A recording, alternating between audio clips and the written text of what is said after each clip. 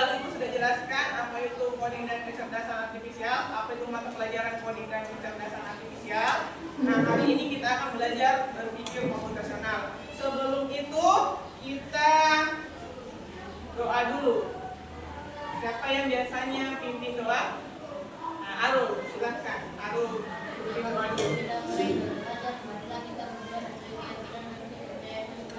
Doa dimulai.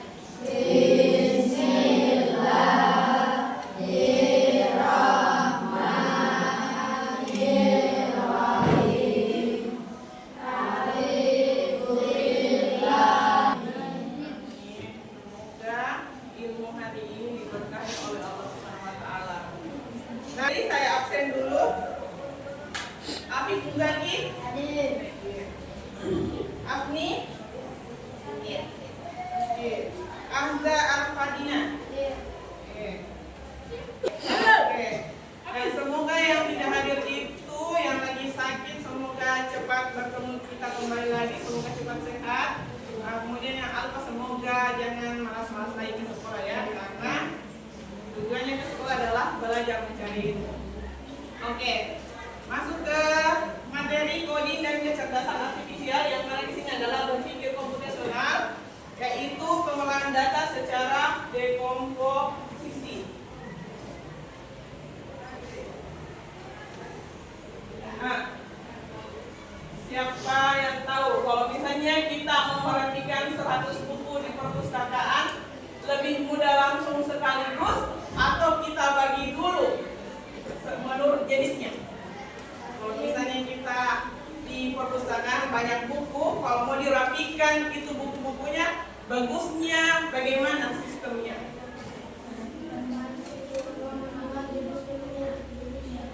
Supaya indah dilihat, mudah didapat, harus ini gampang ditemukan atau tidak? Kalau ini gampang mudah ini. Ya. Susah ya? Mau baku cari baku ini. Nah, mau bahin dengan buku. Nah, atau misalnya mau dikelola, susah juga atau tidak? Memudahkan atau meribetkan ini? Kalau misalnya dikasih seperti ini, enak kan? Nah, itulah. Nah, harusnya kan memang disusun dengan sesuai dengan jenisnya atau klasifikasinya. Ya, dipecah-pecah bukunya. Ini kan tadi bersatu, menyatu, menyambung satu ya. Nah, setengah mati dicarinya. Nah, kalau sudah dipecah-pecah, sudah dibedakan jenisnya, warnanya, nomornya, nah, kita sudah dimudahkan dalam pencarian dan pengelolaan. Nah, seperti itu nanti yang kalian pelajari tentang berpikir komputasional secara dekomposisi. Nah, kalau yang tadi ini masalah ya, masalah besar, ya kan? Iya, setengah mati dicari ini kok sudah seperti ini, berkecimpung di dalam lautan buku, ya.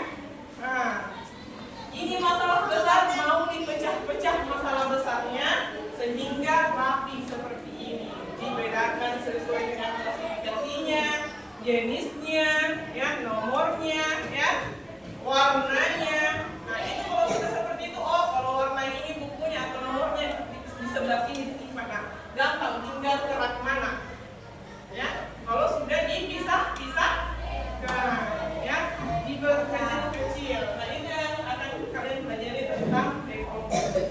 Tujuan pembelajaran hari ini yaitu peserta didik dapat menjelaskan pengertian dekomposisi dan manfaatnya. Yang kedua, peserta didik dapat membagi suatu permasalahan data, berpikir komputasional. Ya. Apa itu? Masih ingat apa yang dimaksud dengan berpikir komputasional? Siapa yang ingat? Berpikir komputasional. Jadi, berpikir komputasional itu adalah apa? Cara berpikir manusia, ya, untuk menyelesaikan masalah secara terstruktur, ya, lebih jelas, lebih efisien, sehingga dapat diterapkan pada semua bidang kehidupan, tidak hanya dalam pemrograman. Ya, jadi caranya manusia untuk berpikir, menyelesaikan masalah. Nah, salah satunya nanti yang kalian pelajari dekomposisi. Nah, apa itu dekomposisi? Jadi kalau di dalam berpikir komputasional itu kan ada 4. Masih ingat? Ada 4 ya. Nah, ada yang pertama yang dimaksud dengan menyelesaikan masalah secara dekomposisi. Yang kedua ada namanya abstraksi. Yang ketiga itu ada namanya pengenalan pola. Yang keempat itu adalah algoritma. Nah, untuk hari ini yang kita akan pelajari itu adalah dekomposisi. Data adalah kumpulan fakta, angka, simbol atau informasi mentah yang belum diolah atau diinterpretasi. Kemudian data juga bisa berupa angka, teks, gambar, suara atau simbol lain yang mewakili suatu kondisi atau peristiwa. Kemudian jenis-jenis data berdasarkan sumbernya. Yang pertama ada data kualitatif, kemudian ada data kuantitatif. Kalau itu berdasarkan sifatnya ya. Data kualitatif, ada data kuantitatif. Nah, kalau data kualitatif berbentuk deskripsi atau kategori, misalnya warna, rambut, jenis kelamin. Kalau data kuantitatif berbentuk angka yang biasa dihitung, misalnya umur, tinggi badan. Nah, itu. Kalau kualitatif berbentuk jenis rambut, contohnya ya. Sebuah data ya. Iya, tidak mungkin ya. Harus ada data dulu baru dipecahkan itu masalahnya. Ya, entah itu berupa teks atau gambar. Itu adalah hubungannya antara data dengan dekomposisi. Ya, kenapa kita belajar dekomposisi? Padahal kita belajarnya pengelolaan data. Karena di dalam pengelolaan data itu ada tata caranya untuk menyelesaikan masalah data tersebut. Entah itu dengan cara dekomposisi, entah itu dengan cara abstraksi, entah itu dengan pengenalan pola maupun dengan algoritma. Karena itu namanya berpikir komputasional, menyelesaikan masalah secara logis. Dengan cara itu tadi ada 4. Yang pertama dekomposisi, algoritma, abstraksi dan pengenalan pola. Nah, salah satunya untuk pertemuan kita hari ini adalah dekomposisi. Menyelesaikan masalah besar ini, daftar nilai siswa ini dengan cara diperkecil-kecil atau diklasifikasikannya. Nah, yang pertama dipisahkan berdasarkan kelas. Ya kan? Sudah selesai masalah. Sudah masuk dalam sebuah kelas. Yang kedua, pisahkan lagi berdasarkan mata pelajaran. Ya. Kemudian pecah lagi menjadi per siswa. Hasilnya kalau dengan dekomposisi, data lebih terstruktur dan mudah dianalisis. Misalnya untuk menghitung rata-rata tiap kelas atau mencari siswa dengan nilai tertentu. Nah, itu tujuannya menyelesaikan masalah secara dekomposisi, pengelolaan data secara dekomposisi. Lasa, Al-Fatih, Amili, Adka, dan Hoffa. Nah, begitupun seterusnya. Nah, kemudian setelah ditentukan harinya, orang-orangnya, ditentukan tugasnya. Si Aska ini menyapu bersama dengan Kika dan Rahim. Nah, kemudian si Rizky buang sampah.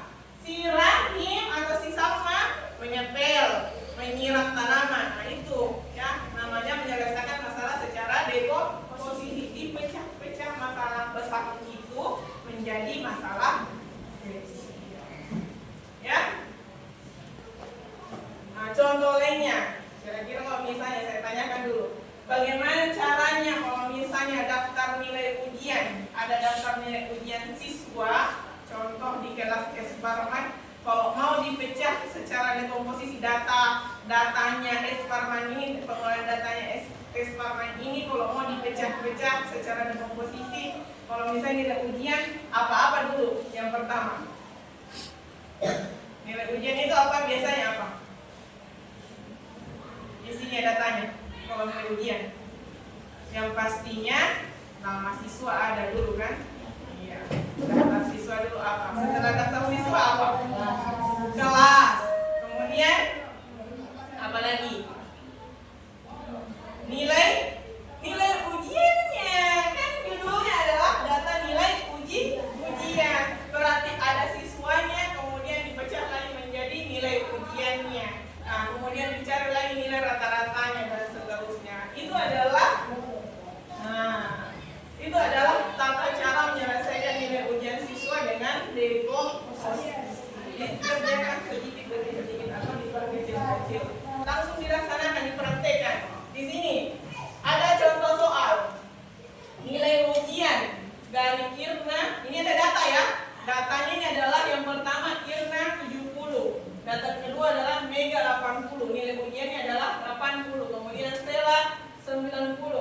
kemudian Mesya 65, kemudian Riak 85. Mau dikerjakan atau diinput di dalam sebuah sheet Excel.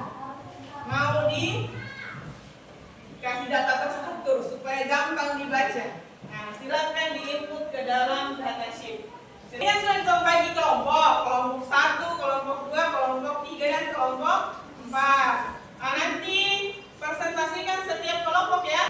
Ibu bagikan ya, supaya lebih jelas lagi. Di tahap kegiatan ini, peserta didik mengolah data yang diberikan oleh guru berupa LKPD mendekomposisikan nilai ujian siswa berdasarkan NISN, nama siswa. Nilai ujian siswa kemudian memecah data nilai ujian menjadi 11 nilai di bawah 75 dan di atas 75 dan juga menentukan nilai tertinggi menggunakan instruksi atau fungsi sederhana dari aplikasi Google Sheet. Guru memberi bimbingan sambil berkeliling memberi clue atau bantuan jika peserta didik kesulitan.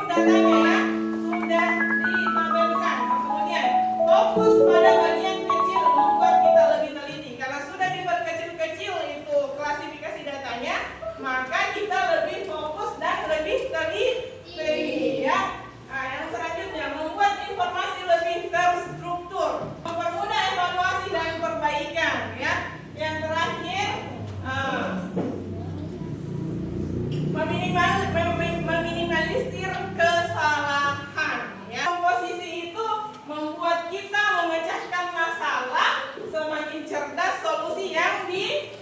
bisa kita buat ya.